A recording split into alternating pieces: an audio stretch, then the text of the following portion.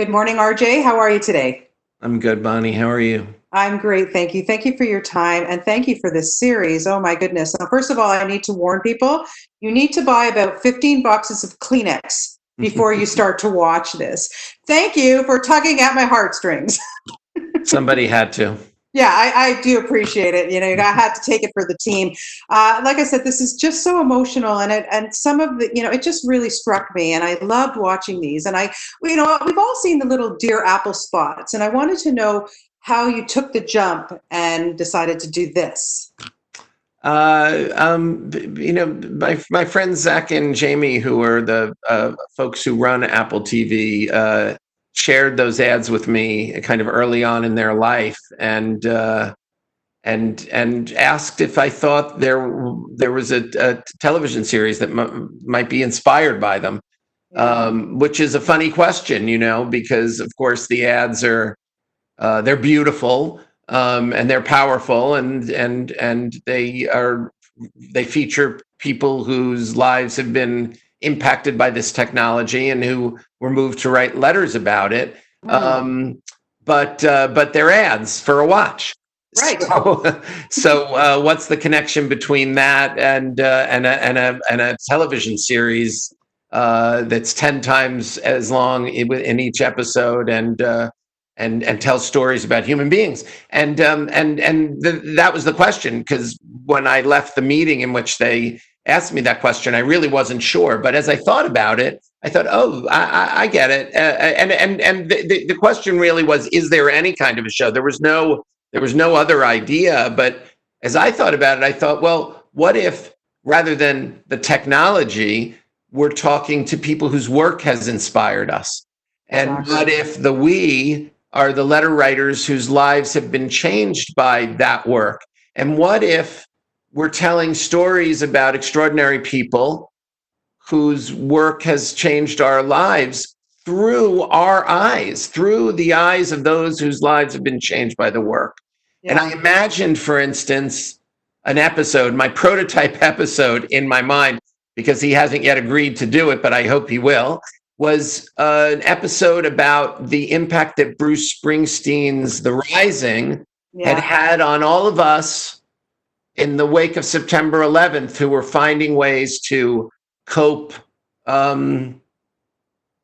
with the impact of that event, with the loss associated with it, with the heartbreak, with the change of the world, with the joy that it brought us through our tears.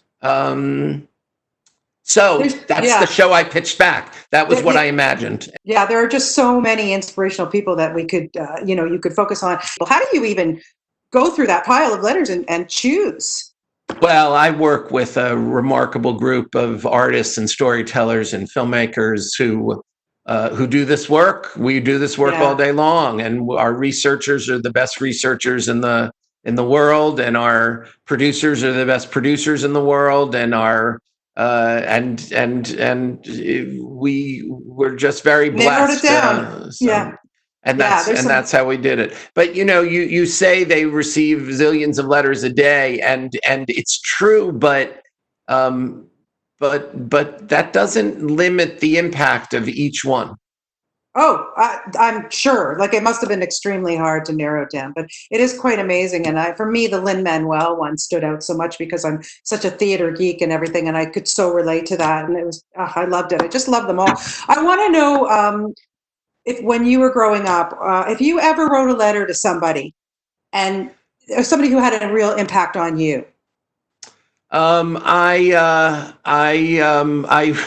I wrote many letters to members of the New York Mets because I was a young baseball fan. Yeah. I didn't necessarily write letters to those whose work had inspired me, but I did reach out to them.